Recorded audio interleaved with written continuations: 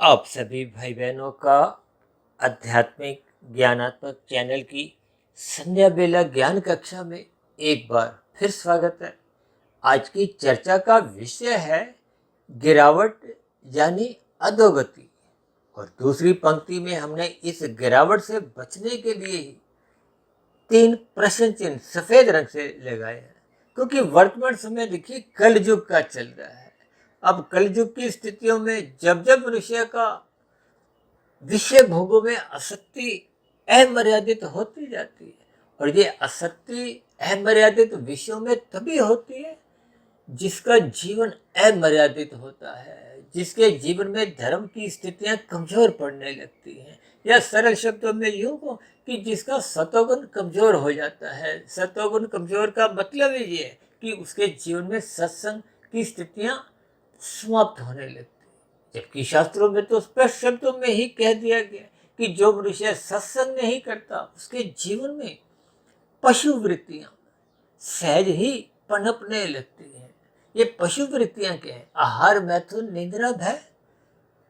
यदि मनुष्य इन सभी 4 पशु वृत्तियों में ही अपना जीवन बिताता है तो उसके जीवन का कोई महत्व नहीं रहता। भले ही आपके हमारी मनुष्य जीवन देखिए मरते दम तक कोई पशुता चाहे आपके स्थूल शरीर के स्तर पर कहीं भी दिखाई नहीं देती, लेकिन आपके हमारे व्यवहार में, आपकी हमारी क्रियाओं में, आपके हमारे कर्मों में जब ये गिरावट होती जाती है, तामसिक स्थितियां बनती जाती हैं, कानून का उल्लंघन एक साधारण मनुष्य करता जाता है, शास्त्र विरुद्ध अपने कर्मों को करने से भी हिचकता नहीं है, तो ये सभी स्थितियां मनुष्य के व्यवहार में यानी कि स्थूल शरीर, सूक्ष्म शरीर, कारण शरीर, ये तीनों शरीर ही अपवित्र होने लगते हैं। इसलिए आज हमने देखिए मनुष्य शब्द को पहली बार शायद काले रंग से दर्शाया। हालांकि शास्त्रों में तो देखिए यहाँ तक कहा गया कि एक साधारण मनुष्य राजसी स्वभाव का है, उसके विषय भोगों में रुचि बनी रहती है, क्योंकि स्थूल शरीर विषय भोगों का ही एक परिणाम है, ये एक प्रकृति की एक व्यवस्था है। लेकिन इन सभी स्थितियों के ऊपर आपको में धर्म की स्थिति मजबूत करते हुए इन सभी स्थितियों को एक मर्यादित रखना होता है। इसलिए तो मनुष्य जीवन का महत्व है। मनुष्य जीवन में सत्संग की विशेष स्थिति शास्त्रों में समझाई गई है कि गुरु के प्रवचनों को सुनो, शास्त्रों का स्वाध्याय करो, ब्रह्म मुहूर्त में उठो, क्योंकि प्रकृति के 3 गुणों में तमोगुण, रजोगुण, ये दोनों गुण तो बांधते हैं। केवल सतोगुण यही एक मुक्तिदायक है। सतोगुण का संग होना ही एक सत्संग की स्थिति है। और जो मनुष्य सत्वगुण का संग नहीं करता, सोया रहता है, हम तो बार बार यहाँ तक कहते हैं कि ब्रह्म मुहूर्त में उठो, क्योंकि ब्रह्म मुहूर्त सत्वगुण की एक शुद्धतम स्थिति है। शुद्धतम स्थिति का अभिप्राय है कि उस स्थिति विशेष में जगने मात्र से, यदि आप देखिए स्थूल शरीर के स्तर पर ही जगते हैं तो भी आपको में स्वास्थ्य लाभ मिलता है। यदि आप मन बुद्धि के स्तर पर, सूक्ष्म शरीर के स्तर पर भी परमात्मा से जुड़ने लगते हो तो आपके हमारे विचार अच्छे बनने लगते हैं, आपकी हमारी दिनचर्या एक व्यवस्थित अनुशासित बनने लगती है। और ये दोनों स्थितियां आपका हमारा कार्य शरीर में शुभ संस्कार बढ़ाने की दिशा की ओर एक मजबूती लाती है। और शुभ संस्कार मनुष्य के जीवन में जैसे जैसे बढ़ते जाते हैं वही तो आपके हमारे जीवन की एक शुद्ध कमाई है। और जितनी शुद्ध कमाई आप मिले हुए जीवन में, मनुष्य जीवन में कर लेते हो, वो आपके हमारी एक अधोगति की, गिरावट की स्थिति से आपको में बचाती है। देखिए एक साधारण मनुष्य यदि इन सभी स्थितियों को, लाभ हानि की स्थितियों को अपने जीवन में वजन नहीं देता तो फिर उसकी निश्चित रूप से ये गिरावट की स्थितियां, अधोगति की स्थितियां बनने की संभावना बढ़ने लगती है। देखिए हम सभी भाई बहन मनुष्य जीवन में, मनुष्य जीवन की प्रत्येक गतिविधि, कार्य, कर्मफल सिद्धांत के अंतर्गत आपका हमारा एक कर्माशय पर प्रकृति की नजर बनी रहती है। जैसा जैसा कर्माशय बनता है उससे संबंधित संस्कार बनते हैं। आप भाई बहनों को हो सकता है ध्यान होगा, कुछ रोज पहले हमने देखी ये वनस्पति के ऊपर ही एक साधारण सी चर्चा रखी थी, क्योंकि 84 लाख प्रकार की जोनियों में ये 20 लाख तरह की जो वनस्पति जोनियां हैं, ये वनस्पति आपका हमारा एक भोजन शास्त्रों में समझाया गया। भले ही वो जोनियां हैं, इनको खाने से यानी कि इनको भोजन रूप में लेने से आपको में कोई पाप नहीं लगता। लेकिन ये जो वर्तमान समय में जो मनुष्य अंडा मांस खाते हैं, इन सभी स्थितियों को शास्त्रों में मना किया गया। ये पाप श्रेणी में आते हैं। भले ही देखिए ये अपराध श्रेणी में ना भी आते हो, आपको अंडा मांस खाने पे पुलिस ना भी पकड़े, क्योंकि कानून की व्यवस्था कुछ ऐसी स्थिति है। लेकिन इन सभी स्थितियों को देखिए, जब जब आपका हमारा तमोगुण बिगड़ता है, ये तमोगुण बिगड़ते ही तभी है जब आपके हमारे भोग विषय अमर्यादित होने लगते हैं। ये 5 भोग विषय गंध, रस, रूप, स्पर्श, शब्द, देखिए आपका हमारा शरीर पृथ्वी जल अग्नि वायु आकाश का बना है, ये इसके सूक्ष्म भूत है। इन दोनों स्थितियों को तामसी कहा गया है। शास्त्रों में इनको इंद्रिय दोष भी कहा गया है। इसलिए तो शास्त्रों में बार बार कहा गया था कि जो मनुष्य सत्संग नहीं करता तो उसमें पशु वृत्तियां नाचने लगती हैं। इसका अभिप्राय क्या है कि आपके हमारे जो भोग विषय हैं वो सत्वगुण की लगाम से मर्यादित रहने चाहिए। उस गिरावट को रोकने के लिए आपको हमें सत्संग करना अनिवार्य है। यही ज्ञान उपदेश गीता में अर्जुन के रथ के 5 घोड़ों की स्थितियों को भगवान श्री कृष्ण जी ने समझाया है। वो 5 घोड़े क्या है? देखिए 5 ज्ञानेंद्रियां कहो, यानी कि नाक, जिभ्या, आंख, त्वचा, कान को, चाहे 5 कर्मेंद्रिया, गुदा, लिंग, पैर, हाथ, वाणी, ये देखिए जब ज्ञानेंद्रियों द्वारा हम सुख भोगना चाहते हैं तो उसके लिए हम कर्म करते हैं। अब कर्म अच्छे होंगे, शास्त्र संगत होंगे, तो आपका हमारा कोई पाप कर्मों का कर्मशय नहीं बनता। यदि शास्त्र विरुद्ध होंगे, देखिए वेदों में तो आरंभ से ही समझाया गया है कि ये करो ये मत करो। वैसे भी एक साधारण मनुष्य को सही गलत की इतनी पहचान तो होती है, क्योंकि मन इंद्रियों का संचालक है, तो मन के ऊपर जो उसका एक बॉस है वो बुद्धि है। बुद्धि को सही गलत की पहचान है। आज भले ही मनुष्य देखिए सिगरेट शराब ये पीते हो, गुटखा तंबाकू खाते हो, लेकिन उनको फिर भी ये ऐसा बोध रहता है कि ये गलत है, ये आपके हमारे स्वास्थ्य के लिए हानिकारक है। लेकिन जब आपके हमारे जो सूक्ष्म शरीर में मन जीत जाता है, मन मर्जी की स्थितियां जीत जाती हैं, तो फिर बुद्धि कमजोर पड़ जाती है। और बुद्धि कमजोर तो तभी पड़ती है जब वो सत्संग रूपी खुराक नहीं देती। ब्रह्म मुहूर्त में बुद्धि जग कर गुरु के प्रवचनों को नहीं सुनती, शास्त्रों का स्वाध्याय नहीं करती।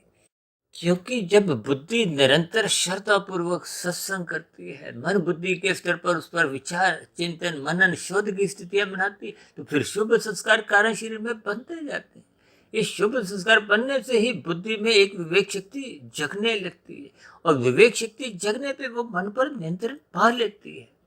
ये सभी स्थितियां आपको में ज्ञान पूर्वक जब तक समझ में नहीं आएंगी, तो फिर आपके हमारे जीवन में ये राशि स्थितियां नाचने लगती हैं। भोग विषय अमर्यादित बने रहते हैं। आज 24/7 जो विषय भोगों की स्थितियां आपके हमारे घरों में प्रवेश करते हुए नाचती हैं, जिसके फलस्वरूप आपका हमारा दिन भर जो एक दिनचर्या है वो भाग दौड़ एक अनीतिगत कार्यों में भी लगी रहती है। मनुष्य कानून का भी उल्लंघन करते हुए कोई डरता नहीं है।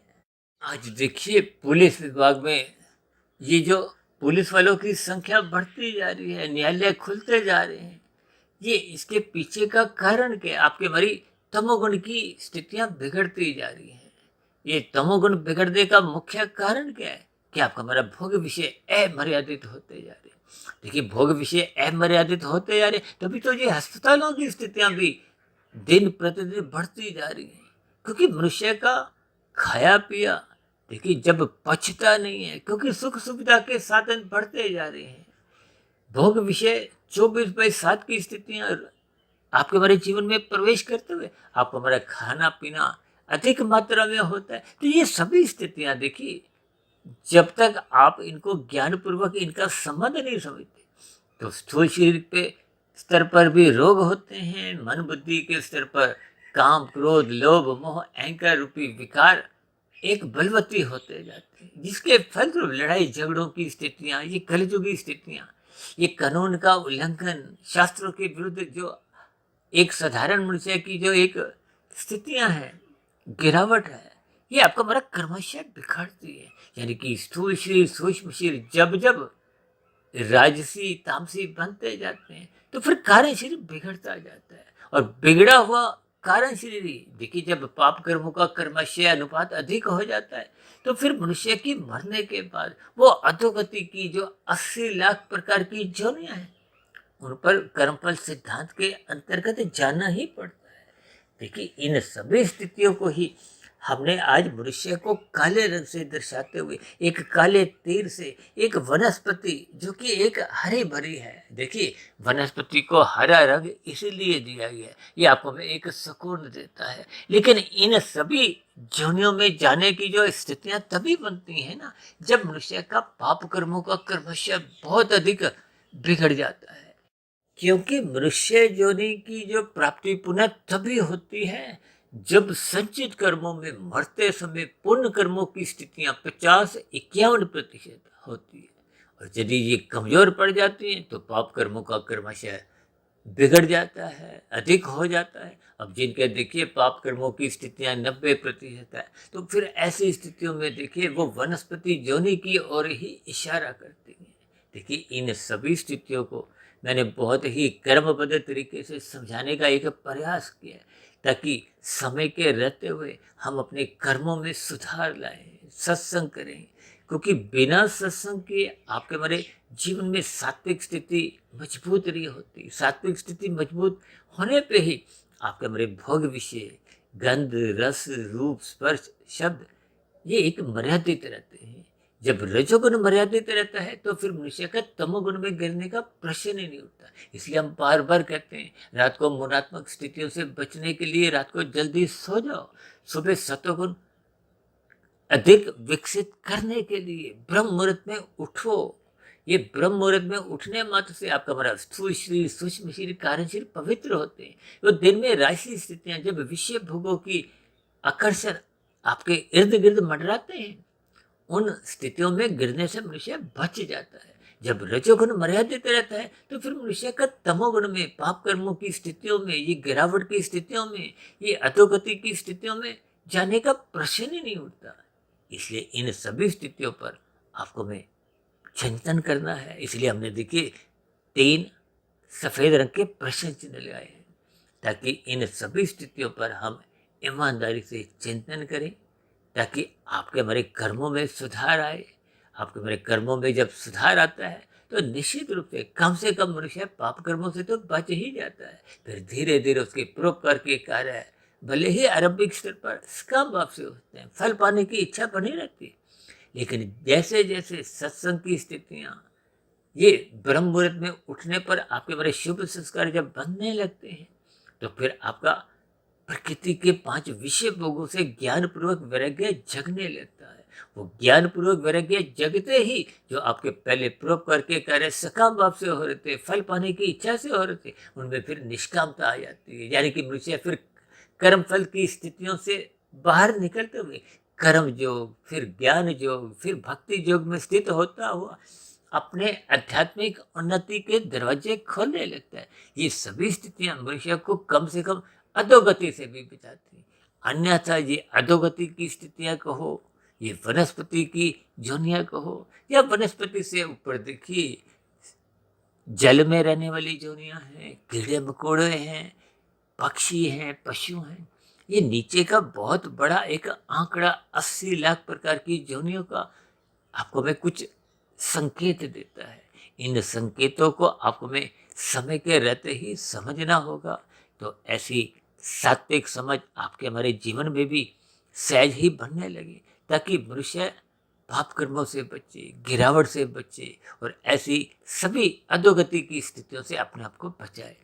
इन्हीं शुभकामनाओं के साथ आज की चर्चा विशेष का यहीं विश्राम देते हैं। कल सुबह फिर मिलते हैं ब्रह्म मुहूर्त ज्ञान उपदेश कक्षा में। तब तक आप अपने आध्यात्मिक मित्र सुधीर भाटिया फकीर को इजाजत दें। आप सभी भाई बहनों को बहुत बहुत शुभ रात्रि। और सुबह ब्रह्म मुहूर्त में उठने के लिए, सात्विक स्थिति मजबूत करने के लिए, ये गिरावट को रोकने के लिए मेरी ओर से बहुत बहुत शुभकामनाएं। फिर भी आज की चर्चा संबंधित कोई बात आपको समझ नहीं आई हो, आपके मन में कोई प्रश्न उठ रहा हो, कोई मेरी कही गई बातें आपको तर्क संगत सही नहीं लगी हो, या कही गई बातों पर आपकी किसी प्रकार की कोई शिकायत हो, आपत्ति हो, तो आपके प्रश्नों का, सुझावों का और शिकायतों का नीचे दिए गए कमेंट्स बॉक्स पर या प्रश्नोत्तर ज्ञान कक्षा में सदा ही स्वागत है। और इस चर्चा विशेष को ध्यानपूर्वक सुनने के लिए आप सभी भाई बहनों का बहुत बहुत धन्यवाद।